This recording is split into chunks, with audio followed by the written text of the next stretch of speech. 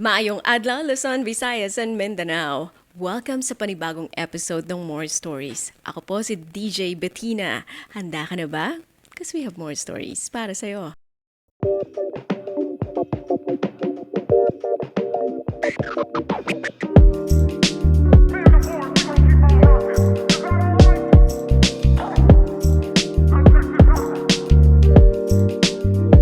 Magandang araw po sa inyo, DJ Bettina. Tawagin niyo na lamang po ako sa pangalang Lara, 21 years old, college student at isang introvert na matagal nang sanay na maging tahimik sa isang sulok. Hindi po ako yung tipo ng taong maraming kaibigan.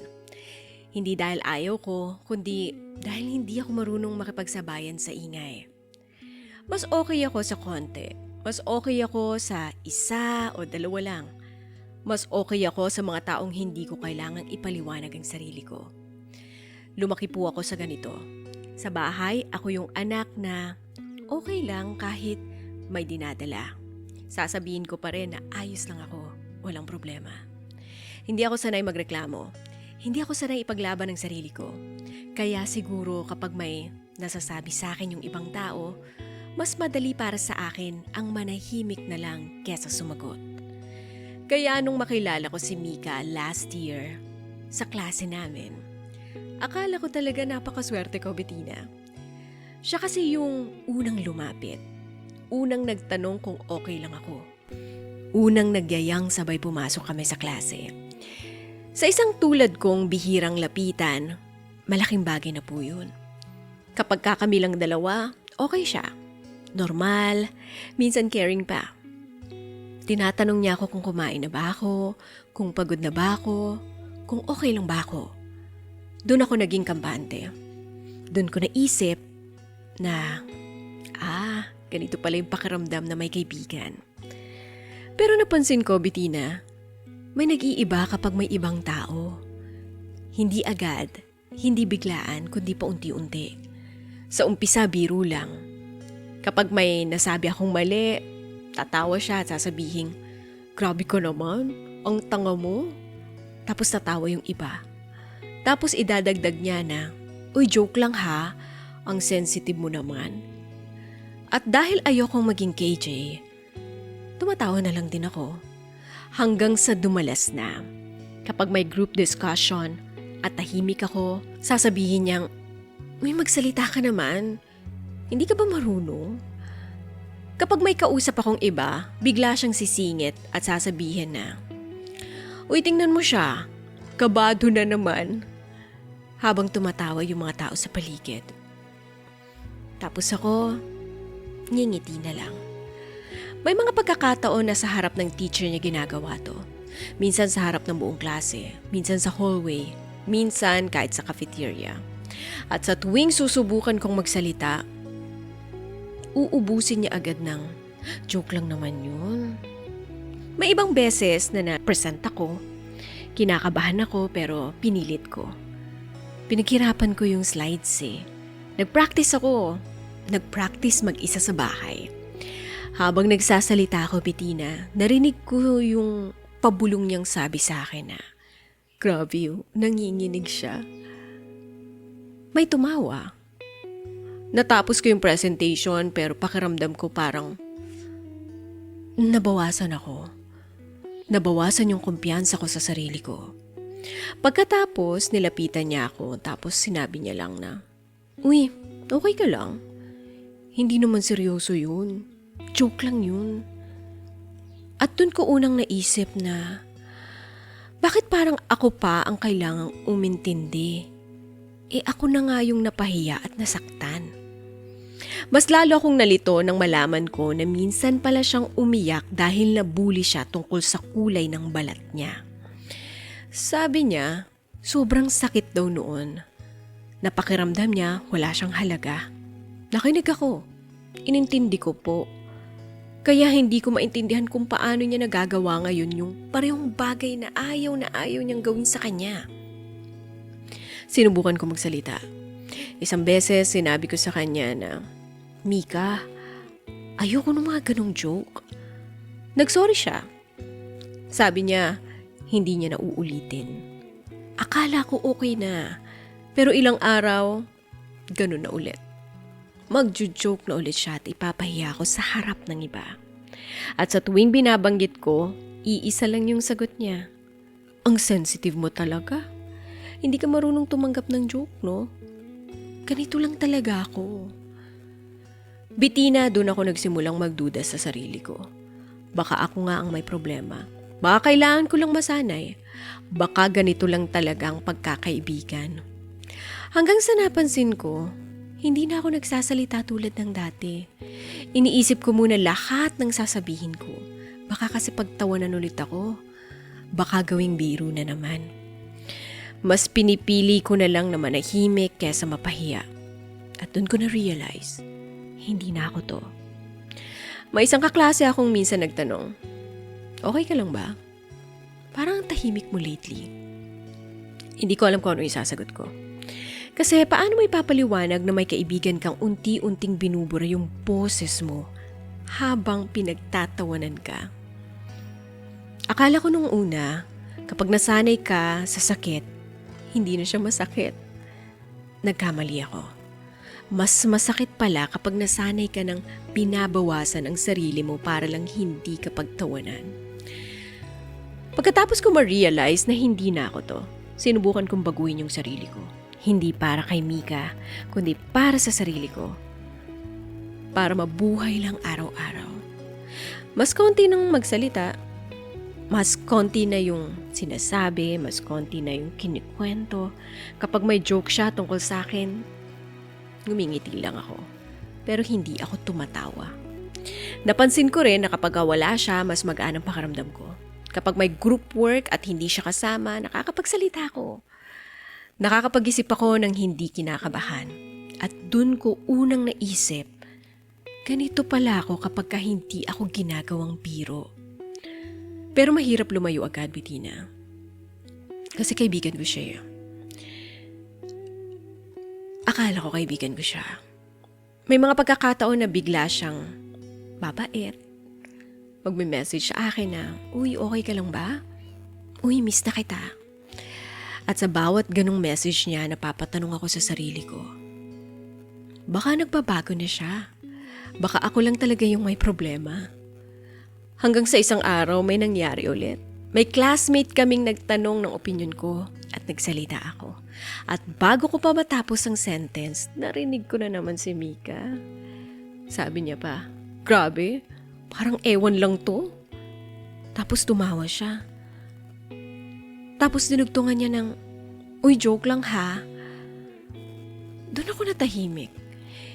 Hindi dahil nasaktan ako, kundi napagod na ako. Pagod na akong umintindi, pagod na akong mag-adjust, pagod na akong ipaliwanag kung bakit masakit. Hindi ako nakipag-away sa kanya. Hindi rin ako umiyak sa harapan niya. Umuwi lang ako. At sa bahay, doon ko unang iniyak ang lahat. Hindi dahil galit ako, kundi dahil malinaw na sa akin na hindi niya ako kayang igalang. Kinabukasan, hindi ko na siya hinanap. Hindi ko na siya kinamusta. Hindi ko naman din siya bilnak. Pero hindi na rin ako nag-reach out sa kanya, Bitina. Unti-unti, binabawasan ko yung oras na kasama siya. Hindi naman dahil sa duwag ako, kundi dahil ayokong gawing drama ang sarili kong healing. May mga nagtatanong kung may away ba raw kami. Lagi kong sinasagot ng wala. May mga nagtatanong kung may misunderstanding ba daw kami. Wala rin ang laging sagot ko. Ang meron lang, isang taong napagod. Minsan, sinubukan niyang kausapin ako, Bitina. Sabi niya, parang ang layo-layo mo na sa akin ha. Nag-smile lang ako. Wala akong binigay na paliwanag sa kanya. Kasi minsan, ang paliwanag hindi para maintindihan ka ng tao, di ba? Kundi para bigyan ng panibagong dahilan para saktan ka ulit. Ngayon, Bitina, mas konti na lang yung kaibigan ko, pero alam kong totoo sila. Mas tahimik yung mundo ko, pero feeling ko ligtas ako. Hindi ako kinakabahan na magsalita na ngayon. Hindi na ako nag-iingat sa mga bawat galaw ko. At doon ko na-realize, hindi pala ako mahina.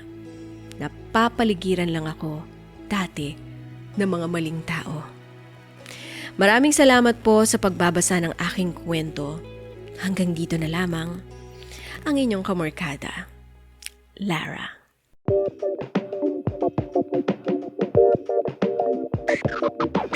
Ay nako Lara, bago ang lahat, ito ay para sa'yo. Magaling kang bata ka.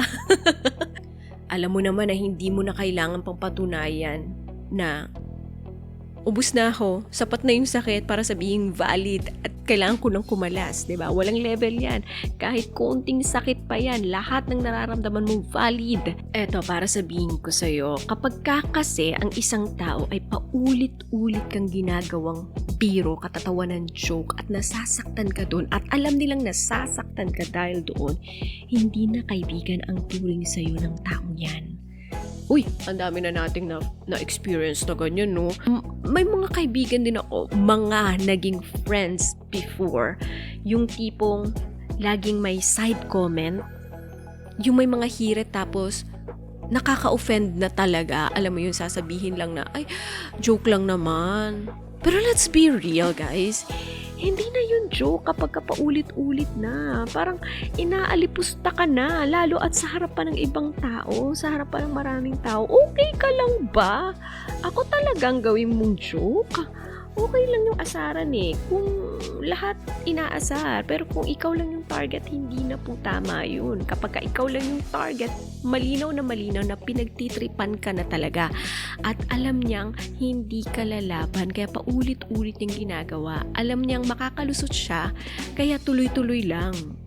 Kasi yung linya niyang joke lang, lagi mong pinapalampas. Opinion ko lang naman na baka sakali makatulong sa'yo. Kapag kaganyan, sabihin mo hindi na funny, sabihin mo nakakabastos na, tigilan na. Pag nagalit, edi good. Ibig sabihin nun, natamaan siya. Pwede din naman na kapag yan, humihirit na naman, lagi na namang binabastos sa harap ng maraming tao. May ganti, yung walang preno. Pag sinabihan ka na, what? Bobo ka pa? Sabihin mong hindi. Pero ikaw mukhang natural sa pagiging kupal. Diba? Kailangan may mahirit kang ganti na ganyan. Pag pinuntuloy yung itsura mo, sabihin mo, at least yung itsura pwede mabago pero yung ugali mo mukhang hopeless na. Patikin mo sa kanya kung ano yung ginagawa niya sa'yo. Joke lang pala ha, eto ka sa akin. Ganun. Try mo lang ibalik sa kanya yung mga linyahan niyang joke lang, ganyan. Pwede pag na-offend siya, sabihin mo, pareha lang naman tayo. Ganun din naman yung binanap mo sa akin kanina. Pareha lang naman tayo ng tono. Bakit nung ako na, biglang hindi na funny? Pag ikaw na yung tinamaan, diba? Pero real talk lang talaga, Lara. Ang totoo, kapag kailangan mong lunukin yung pambabastos sa'yo ng tinatawag mong friend, para lang matawag na friendship, hindi yan kaibigan, hindi yan pagkakaibigan. Yan yung taong ginagawang personality na yung pangmamaliit ng ibang tao.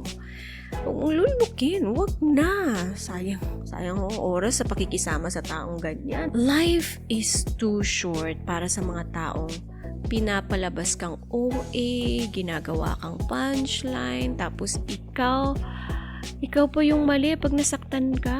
Tama din yung ginawa mo na paglayo sa kanya, pinili mo kapayapaan kaysa sa gumante, at tama din naman yan kung saan ka komportable, dun ka. Mahahanap mo rin yung mga tao, yung tribe mo.